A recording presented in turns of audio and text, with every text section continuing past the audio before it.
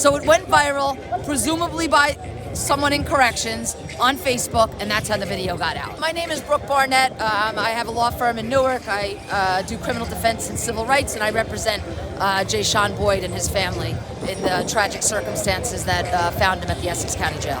Jayshawn Boyd is a young 22-year-old, suffers from schizophrenia.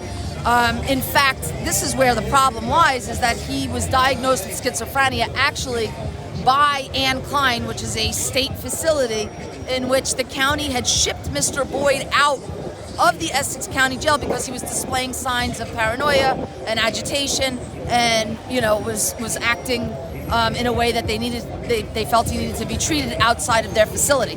So all those documents exist, his Anne Klein records. There's that's substantiated that he suffers from schizophrenia, he suffers from paranoia, he suffers from agitation. So when he is released from the Essex County Jail and then back on the outside pending his probationary sentence, which consisted of a criminal mischief and some sort of assault that dealt with a kitchen knife, because quite frankly anything that Mr. Boyd has ever had any run-ins with the law, it's always been within the residence. There was a warrant that was put out for him by Union County because those charges were pending out of Union County. Fast forward 6 weeks later or so, he surrenders himself. The judge takes him in, Union County, and then ships him on that open warrant to Essex County Jail.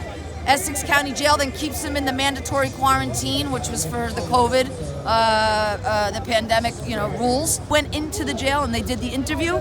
They put down that there was inconsistent statements. Some said he didn't have any mental health history. Then people documented that he did have mental health history, which is all in his records. And instead of keeping him in a building, which would have been, I think, building 2 or under medical watch, as he's been in the past, and his documents all support, they put him into a gang unit, and within 10 minutes he's beaten like this.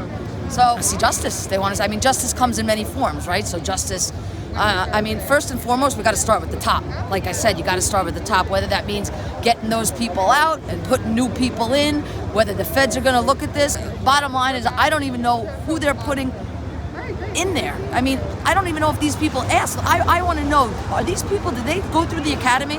Because I have reason to believe that these officers, some of them haven't even made it through the academy. They deserve to be treated humanely, and that means you can't say, well, we don't have the money or we don't have enough people to work. That's not, the law has said time and time again, that's not an excuse. They have a duty to the human race to take care of the people on the inside.